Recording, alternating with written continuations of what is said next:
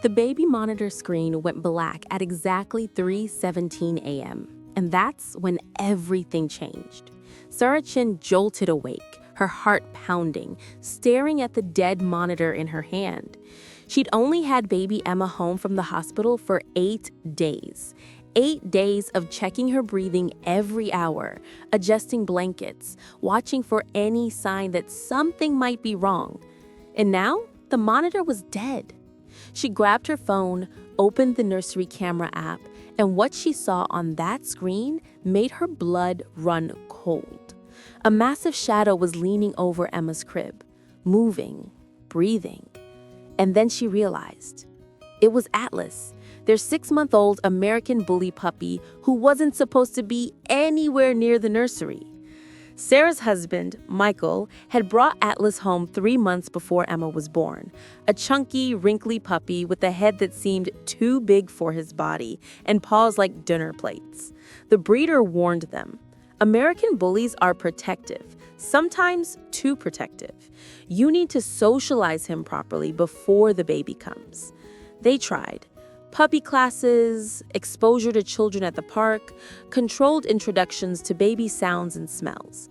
But Atlas had one problem. He was obsessed with Sarah's belly. From the moment her pregnancy started showing, Atlas wouldn't leave her side. He'd press his giant puppy head against her stomach and just sit there, silent, still, like he was listening to something no one else could hear.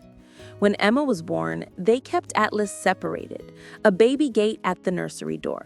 Supervised visits only. Atlas would sit on the other side of that gate for hours, his dark eyes locked on the closed nursery door, his blocky head resting on his massive paws. He never whined, never barked.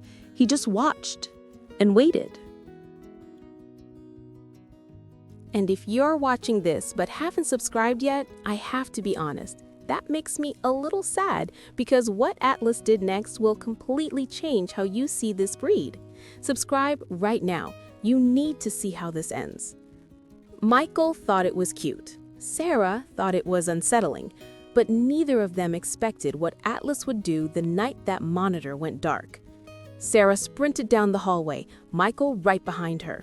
She threw open the nursery door, ready to scream, ready to pull Atlas away from her daughter. But what she saw stopped her cold. Atlas wasn't hurting Emma.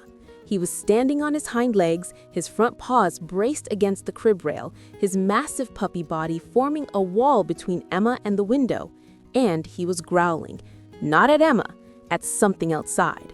Sarah's eyes followed Atlas's stare to the window, and that's when she saw it. A faint red glow. Smoke, curling up from the apartment directly below theirs. Michael ran to the window. Oh my God, Sarah, the building's on fire. Call 911, now. Sarah grabbed Emma from the crib while Michael tried to open the nursery door to the hallway. It wouldn't budge. Smoke was already seeping under the door, thick and black.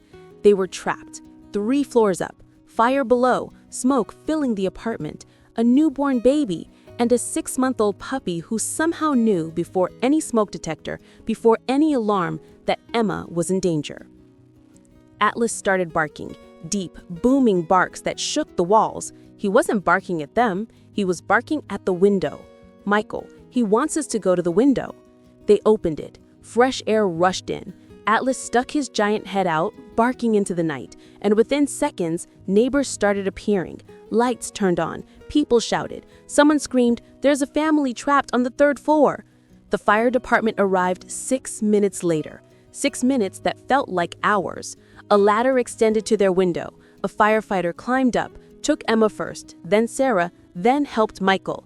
Atlas refused to go. He stood at that window barking, refusing to move until every single person was out safely. Only then did the firefighter lift the 40-pound puppy and carry him down. The fire had started in the apartment below theirs, faulty wiring in the kitchen. The smoke detectors in Sarah and Michael's apartment had malfunctioned, every single one. If Atlas hadn't woken them, if he hadn't somehow known to go to Emma's room, if he hadn't barked until help came, the fire chief said the smoke inhalation would have been fatal within 15 minutes.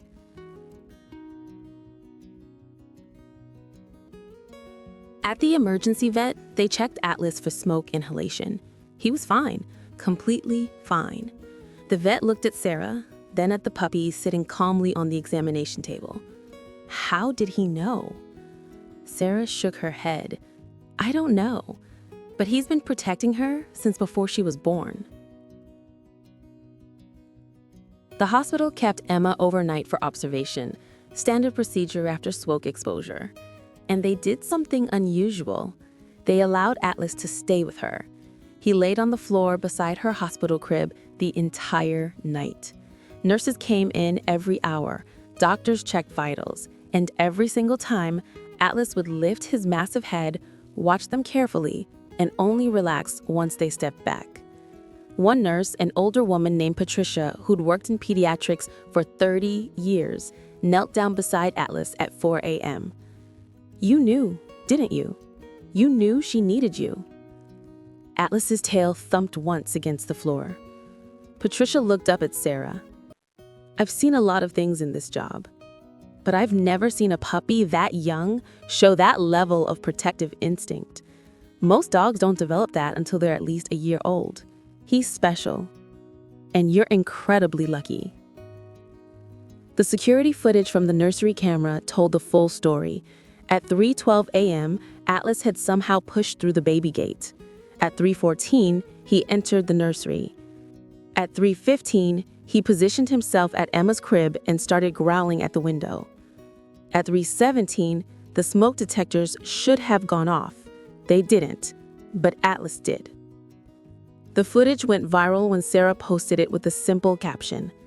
Our 6-month-old American Bully puppy saved our daughter's life. Don't judge a breed by its reputation. Judge it by its heart.